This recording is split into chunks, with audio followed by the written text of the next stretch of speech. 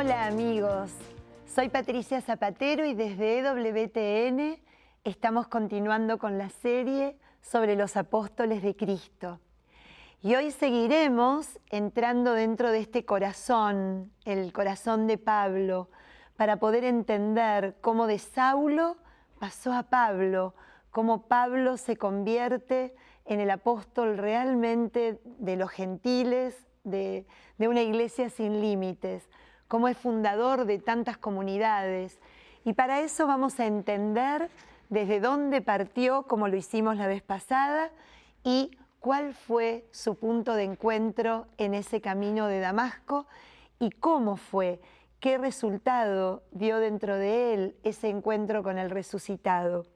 Si uno lee la carta a los Filipenses que él escribió en su capítulo 3, del versículo 4 hasta el versículo 6, vamos a ver qué dice él de sí mismo, lo que un poco estuvimos comentando en el último de nuestros encuentros, ¿no? Dice, si alguien pretende confiar en la propia condición humana, con mayor razón yo, circuncidado al 8º día de nacido, del linaje de Israel y de la tribu de Benjamín, hebreo e hijos de hebreos, respecto a la ley, fariseo, respecto al celo por la religión, perseguidor de la iglesia, y en rectitud de la vida según la ley, irreprochable. Así presenta Pablo su pasado, ¿no? ¿Y dónde tenía puesta su confianza? Su confianza venía dada de lo que él había recibido por herencia y de lo que él había logrado a través de su vida conseguir por ser de este linaje de hebreo, de la casa de Israel, y un poco continuar creciendo en la fe hebrea de acuerdo a lo que se estaba esperado, lo que era esperado de todo joven que quería seguir especialmente los pasos de él, que quería convertirse en fariseo y probablemente tendría un sueño de ser parte del Sanedrín, como lo era su maestro Gamaliel. Fíjense qué interesante, ¿no? Que si alguien pretende confiar en su propia condición humana, ese soy yo. Y pone todo como él vivía de alguna manera esta fe. Una fe más sujeta a lo que él podía y a lo que él podía acceder en cumplimiento que a la presencia de Dios en su vida. Es por eso que llevando esta rectitud, ¿no? Como fariseo, como judío, como custodio, de manera irreprochable, cuentan los Hechos de los Apóstoles en el capítulo número 9. Ustedes pueden encontrar esto mismo en el capítulo número 9 de Hechos de los Apóstoles, que es una de las versiones, la primera versión de lo que se denomina la conversión de San Pablo, y también lo pueden encontrar en el capítulo 22 y 26 de Hechos. A mí me encanta leer las tres, porque las tres, a medida que él las va contando, va dando testimonio, cae en una mayor profundidad, en una mayor... prevalece más lo que me pasó a mí. Ya no lo narra, como lo vamos a leer ahora, como algo que aconteció, sino que abre su corazón y lo abre, realmente podemos hasta imaginar lo que está sintiendo cuando lo está testimoniando en el capítulo 26. Así que si pueden, hagan el esfuerzo de leer las tres, porque bien vale la pena para poder entender lo que pasó este apóstol. Fíjense, no lo voy a leer entero porque es muy largo, pero sí algunas partes que nos ocupan para poder seguir escudriñando su vida, ¿no? Poder entrar en este camino que él realizó.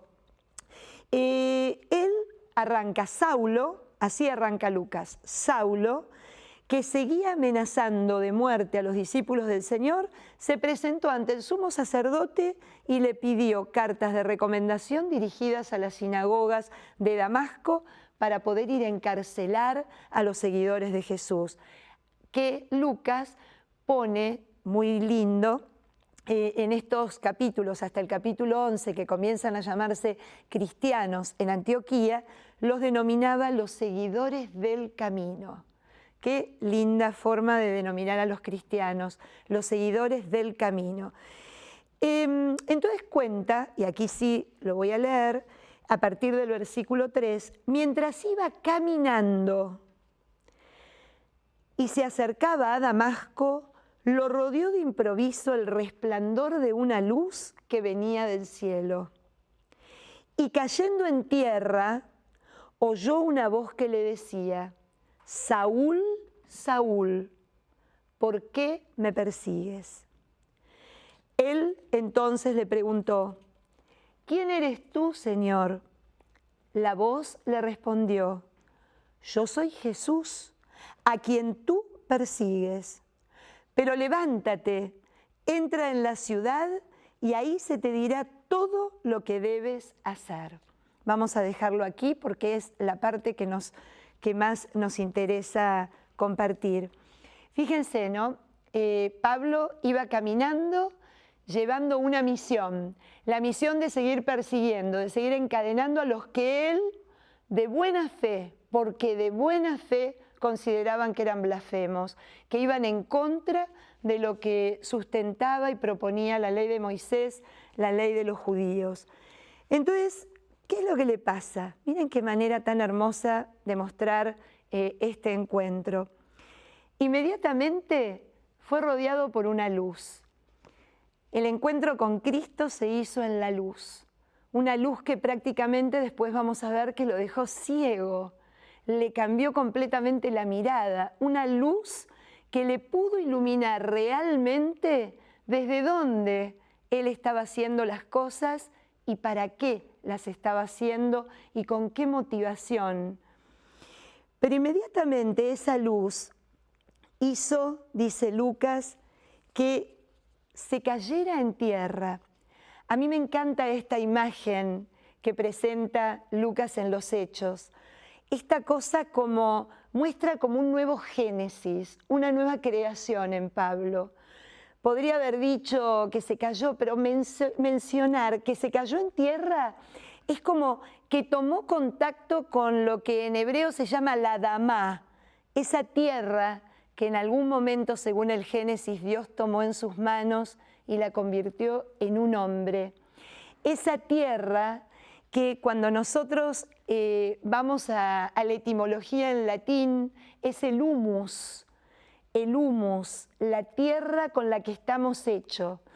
El haber caído rostro en tierra le representó a Pablo quién era en realidad, de qué estaba hecho, cuál era realmente su intención, a qué le estaba dedicando toda su vida.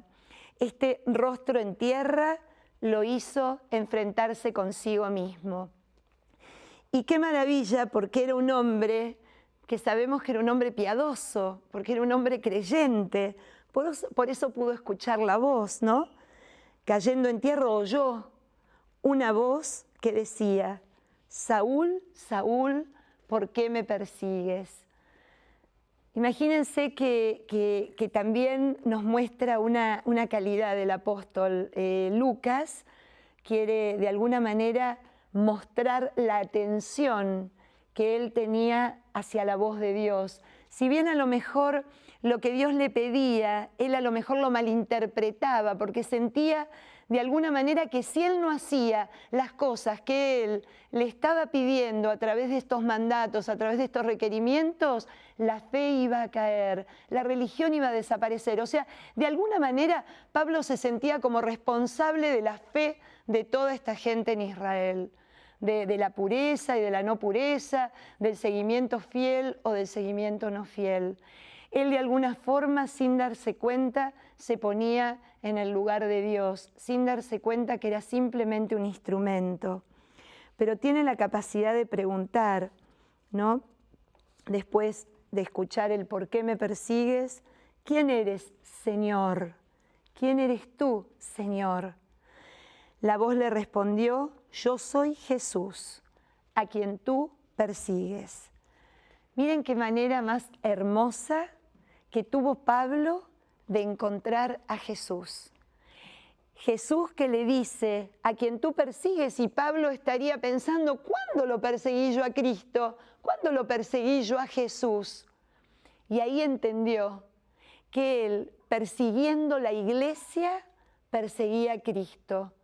Esa intimidad que nos va a dejar saber a través de sus cartas que únicamente en la iglesia, que la trata como esposa, la lleva hasta ese grado sumo, uno de los temas centrales de su teología que nos dejó transmitir, uno de los puntos que a veces nos cuesta también como cristianos darnos cuenta, que la iglesia es el cuerpo de Cristo.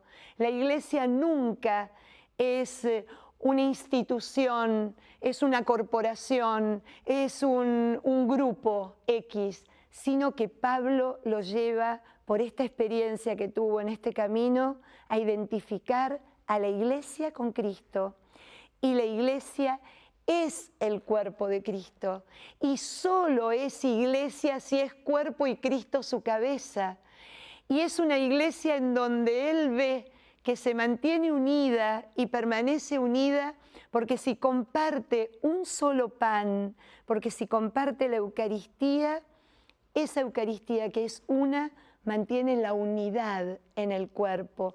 Una unidad que Pablo deja saber a través de las cartas, especialmente en la carta a los Corintios, que no es una unidad unificada, no es una unificación donde todos tienen que hacer lo mismo, donde todos tienen que sentir lo mismo, donde todos deben tener la misma misión, sino que la unión que da Cristo y el Espíritu de Cristo que vive en ella, que vive en cada uno de sus miembros, hace que cada uno de nosotros, los miembros de la Iglesia, habiendo recibido los dones que Dios destinó a cada uno de nosotros para plenificarnos, para poder ser realmente esos instrumentos útiles en manos del Señor, podamos formar parte de este cuerpo. Y es tan gráfico, hablando del pie, la mano, ¿acaso si no duele el pie no le duele la cabeza? ¿Acaso todo el cuerpo puede decir soy mano y no te necesito? ¿Acaso puedo decir soy pie y no te necesito? ¿Cuánto nos enseña hoy Pablo a realmente estar abierto y a poder vivir este ser iglesia en comunidad, aceptándonos todos? Claro que eso no se llega de un día para otro. Pablo no llegó a esta convicción, ese día en Damasco salió, se recibió de discípulo misionero y ya empezó a contar todo esto que estamos compartiendo por el poco tiempo de una manera un poco rápida. Pablo tuvo su proceso de maduración. Se habla que Pablo estuvo entre 10 y 15 años antes de salir a misionar.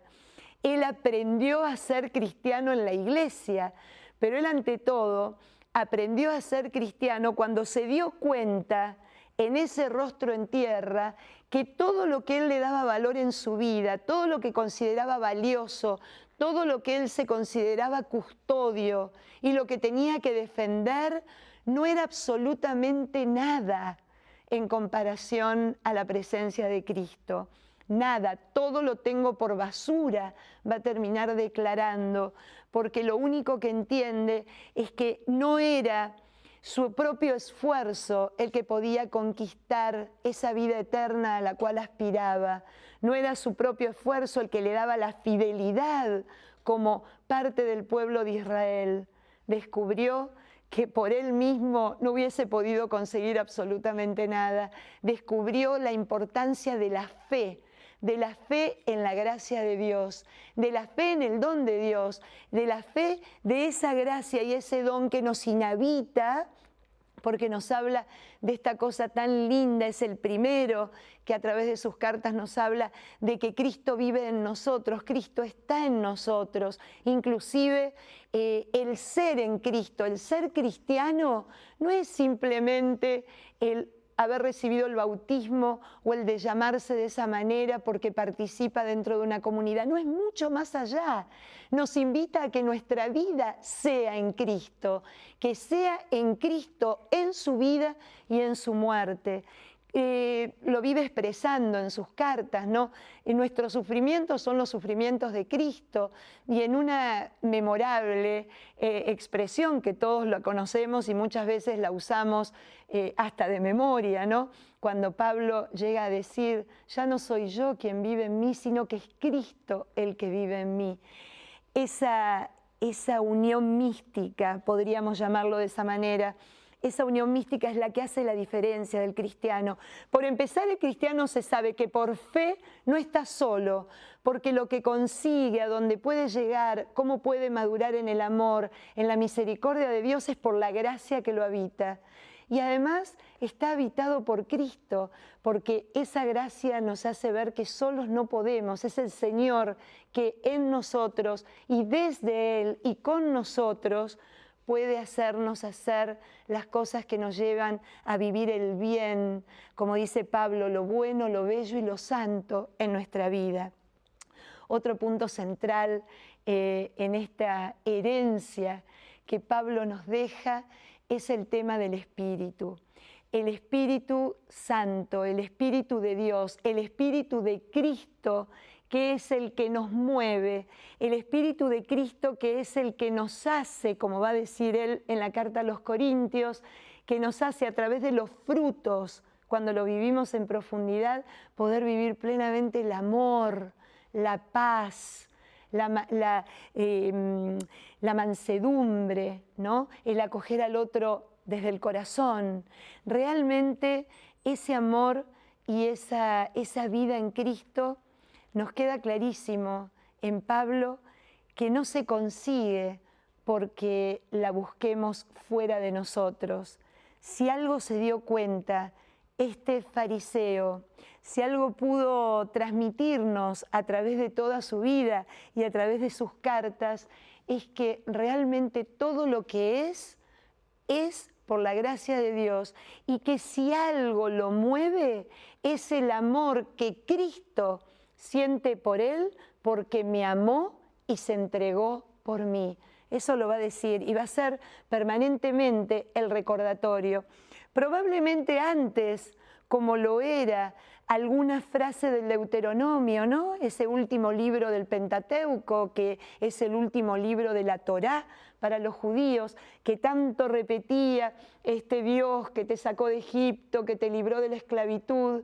Él nos va a hablar que de la esclavitud nos libramos, que solo somos esclavos de una sola cosa, del pecado, pero que no podemos caer como hijos que somos por este Espíritu que es derramado en nosotros y que hace que nuestro corazón pueda gritarle y llamar a Dios Abba, que las Biblias las traducen como Padre, y en realidad Abba es papito, es papito. Miren qué manera de llegar a Dios, diciéndole papito, como un niño, como nos enseña Jesús en los evangelios. Si no son capaces de hacerse como niños, nunca van a poder entrar al reino de los cielos. ¿Saben por qué? Porque leyendo a Pablo, que a veces nos puede parecer un poquito engorroso y difícil de entender, podemos llegar a ver de que es mucho más sencillo el camino, porque como le decía Jesús cuando se encontró con sus primeros apóstoles, déjense hacer. Pablo descubrió eso también, que todo está en dejarse, todo está en tener fe en lo que nos inhabita, en lo que nos moldea, porque así como este Espíritu en nosotros hace que nosotros podamos reconocernos hijos de Dios, no ya solo imagen y semejanza de Él, sino algo mucho más grande. Imagínense, entramos a ser sus hijos, sus amados, entramos a participar de la misma herencia que su hijo y hermanos con el Hijo, como va a decir Pablo en una de esas cartas.